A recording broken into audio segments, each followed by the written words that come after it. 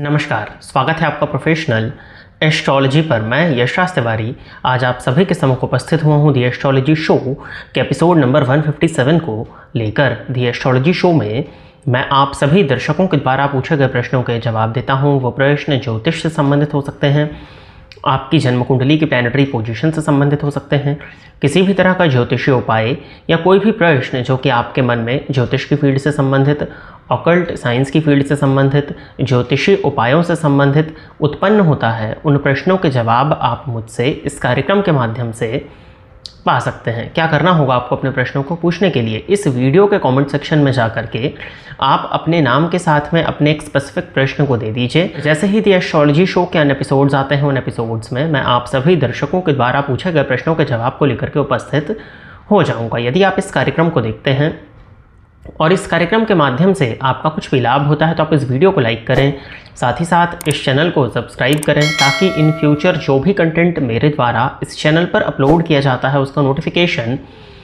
आपको मिलता रहे। यदि इस कार्यक्रम के माध्यम से आपका कुछ भी लाभ होता है तो आप इस वीडियो को ज़्यादा से ज़्यादा लोगों के साथ में शेयर करें ताकि और भी लोगों का लाभ और उसका माध्यम आप सभी दर्शक बने। यदि आप अपने वर्ष 2026 के वार्षिक राशिफल के विषय में जानना चाहते हैं तो इस वीडियो के डिस्क्रिप्शन बॉक्स में जो शुरुआत में एक प्लेलिस्ट का लिंक दिया हुआ है उसको अवश्य ही चेक कर लीजिएगा ताकि आप अपने वर्ष को प्लान कर सकें और क्या उपाय आपको कर रहे हैं जिससे आपका ये वर्ष बेहतरीन बन सके। इस विषय में भी उस वीडियो के अंत में बताया हुआ है, तो इस वीडियो को देखने के बाद में अवश्य ही उस प्लेलिस्ट को चेक कर लीजिएगा। अब हम बिना विलंब किए अपने आज के इस कार्यक्रम की शुरुआत करते हैं और आज के इस कार्यक्रम का जो पहला प्रश्न है यह है राजीव चौधरी जी। इन्होंने लिखा है कि मेरी कुंडली के अष्टक वर्ग में केवल लग्न में 39 पॉइंट हैं। तो जाहिर सी बात है ये अत्यंत श्रेष्ठ है। अष्टक वर्ग में यदि लग्न में ज़्यादा बिंदुओं का मिल जाना, ज़्यादा पॉइंट्स का मिल जाना श्रेष्ठ माना जाता है। ये ठीक उसी तरह से है जैसे लग्न का मालिक लग्न में बैठा हो, लग्न का स्वामी लग्न को देखता हो तो लग्न को बल मिलता है। वैसे ही यदि अधिक पॉइंट्स आपके लग्न को मिल रहे हैं तो इसको कहीं ना कहीं फेवरेबल माना जाएगा। नॉर्मली देखा जाता है कि त्रिक भाव 6, 8 और 12 भावों के कंपैरिजन में लग्न के पास में पॉइंट्स जो है वो ज़्यादा होने चाहिए। तो 39 पॉइंट्स का होना अपने आप में ही अत्यंत श्रेष्ठ स्थिति है। तो यदि 39 पॉइंट्स आपको आपके लग्न पर मिल रहे हैं तो ये आपके लग्न को बल दे रहे हैं और लग्न का बलवान होना इस बात को प्रदर्शित करता है कि जातक के अंदर आत्मशक्ति और आत्मविश्वास अच्छा रहेगा। परिस्थितियों से वो शीघ्र ही घबराता नहीं है, परिस्थितियों का वो डट करके सामना करता है, स्पेशली विपरीत परिस्थितियों का। तो अष्टक वर्ग में लग्न में 39 पॉइंट्स का होना तो अच्छा माना जाएगा, फेवरेबल माना जाएगा।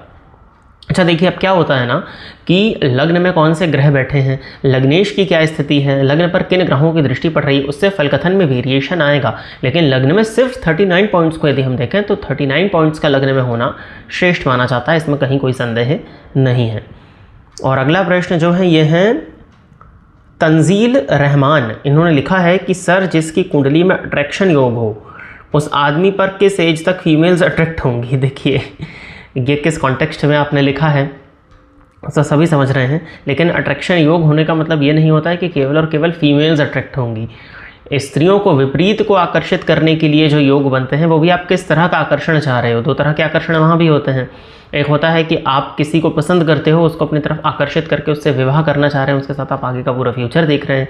और एक दूसरे तरह का आकर्षण होता है जो कि आजकल ज़्यादा चल रहा है। तो दूसरे तरह के आकर्षण के लिए तो फिर एज की तो कोई वो नहीं है, जब तक आपके शरीर में क्षमताएं हैं तब तक आप आकर्षित करें।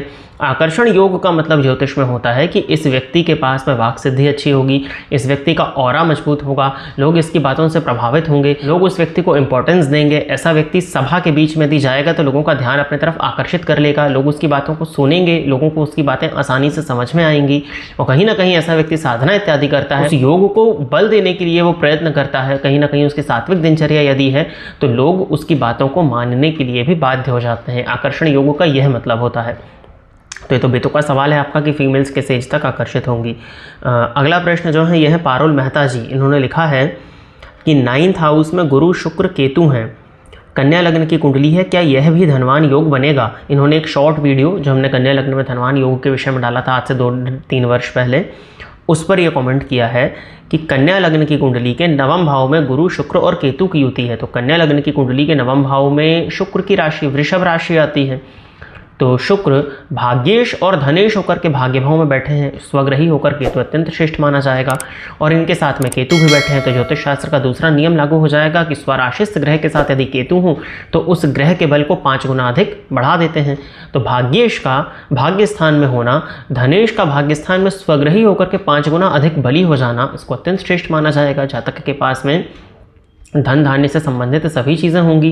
धन की स्थिति ऐसे जातकों के जीवन काल में अच्छी होती है, तो बिल्कुल इसको धनवान योग माना जाएगा। साथ ही साथ आपने कहा कि गुरु भी वहीं बैठे हैं, तो गुरु 9th हाउस के कारक होते हैं और नवम भाव में गुरु का होना इनको अति विशिष्ट कारक बना देता है। तो चतुर्थेश और सप्तमेश होकर के नवम भाव में बैठे हुए हैं, तो जातक को भूमि, भवन और वाहन से संबंधित सभी सुख सुविधाओं की प्राप्ति होगी। विवाह उपरांत अच्छे भाग्योदय को प्रदर्शित करता है, परंतु इस युति पर राहु की दृष्टि भी पड़ रही है, जिसके चलते कुछ हद तक धर्म को लेकर के जातक कंफ्यूजन में जा सकता है या धर्म को लेकर के शुरुआती समय में तर्क वितर्क और कुतर्क कर सकता है। लेकिन यदि हम धन के दृष्टिकोण से देखें तो नवम भाव में इस युति का बन जाना जातक को धनवान बना देता है और बिल्कुल ये धनवान योग के रूप में ही देखा जाएगा, महाधनी योग के रूप में देखा जाएगा। और अगला प्रश्न जो है ये आकांक्षा जी हैं, इन्होंने लिखा है कि 4th भाव में चंद्रमा होने से घर सुख कितना मिलता है। देखिए निर्भर करता है प्लैनेटरी पोजीशंस पर। अगर चतुर्थ भाव को देखा जाए तो चतुर्थ भाव सुख को प्रदर्शित करता है, और अगर मटीरियलिस्टिक पॉइंट ऑफ व्यू से देखें तो भूमि, भवन और वाहन को प्रदर्शित करता है। यदि चतुर्थ भाव में शुभ ग्रह बैठे हों, शुभ ग्रहों की दृष्टि पड़ रही हो, तो जातक के पास में जो घर होता है उस घर का माहौल अच्छा होता है, घर का माहौल सुखनुमा होता है। अब चतुर्थ भाव में चंद्रमा बैठे हैं तो ये निर्भर करता है कि चंद्रमा पक्ष बल से कितने मजबूत हैं। क्या ये चंद्रमा सूर्य के अत्यंत करीब तो नहीं है? यदि ये अमावस्या के आसपास के चंद्रमा हैं, यानी कि पक्ष बल से कमज़ोर चंद्रमा है। पक्ष बल से कमज़ोर और मजबूत कैसे होते हैं मैंने पहले कई वीडियोस में बताया हुआ, तो आप उसको देख लीजिएगा। यदि पक्ष बल से मजबूत ये चंद्रमा है तो निसंदेह जातक के जीवन काल में उसको श्रेष्ठ घर की प्राप्ति होगी, घर का सुख भी उस जातक को प्राप्त होगा। परंतु यदि इस चंद्रमा पर किसी पाप ग्रह की दृष्टि पड़ रही है, जैसे राहु की दृष्टि है, शनि की दृष्टि है, तो कहीं ना कहीं उस सुख में कुछ हद तक कमी आ जाएगी या उस सुख को भोगने में जातक को इंतजार करना पड़ सकता है, डिले हो सकता है उस चीज़ में। बाकी चतुर्थ भाव में यदि चंद्रमा हो तो घर का सुख मिलता तो है, परंतु ये निर्भर करता है कि चंद्रमा पक्ष बल से कितने मजबूत है और किन ग्रहों की दृष्टि से दृष्ट हैं। फिर चतुर्थेश की स्थिति कैसी है, चतुर्थ भाव की स्थिति तो आपने बताई, लेकिन चतुर्थ भाव के मालिक, आप मकान की स्थिति बता रहे हो ना, बट मकान मालिक की क्या स्थिति है। फिर चौथे घर में जो चंद्रमा बैठे हैं वो किस ग्रह के नक्षत्र में बैठे हैं, उस ग्रह की क्या स्थिति है। इन पॉइंट्स को देखने के बाद में आप घर सुख कितना मिलता है इस विषय पर विचार कर सकते हैं। तो प्रिय दर्शकों, इतने ही प्रश्नों को दी एस्ट्रोलॉजी शो के एपिसोड नंबर 157 के लिए सिलेक्ट किया गया था, और इतने ही प्रश्नों के जवाब को लेकर के आज मैं आप सभी के सम्मुख उपस्थित हुआ था। आशा करता हूं कि जितने भी लोगों के प्रश्नों के जवाब मैंने इस कार्यक्रम के माध्यम से दिए वो सभी लोग संतुष्ट होंगे।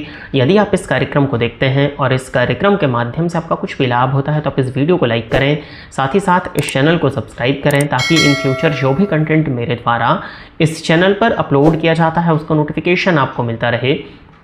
यदि इस कार्यक्रम के माध्यम से आपका कुछ भी लाभ होता है तो आप इस वीडियो को ज़्यादा से ज़्यादा लोगों के साथ में शेयर करें, ताकि और भी लोगों का लाभ और उसका माध्यम आप सभी दर्शक बने। अपने प्रश्न को इस कार्यक्रम में सम्मिलित कराने के लिए आप अपने नाम के साथ में स्पेसिफिक प्रश्न को इस वीडियो के कमेंट सेक्शन में दे दीजिए। आज के इस कार्यक्रम में बस इतना ही रखते हैं।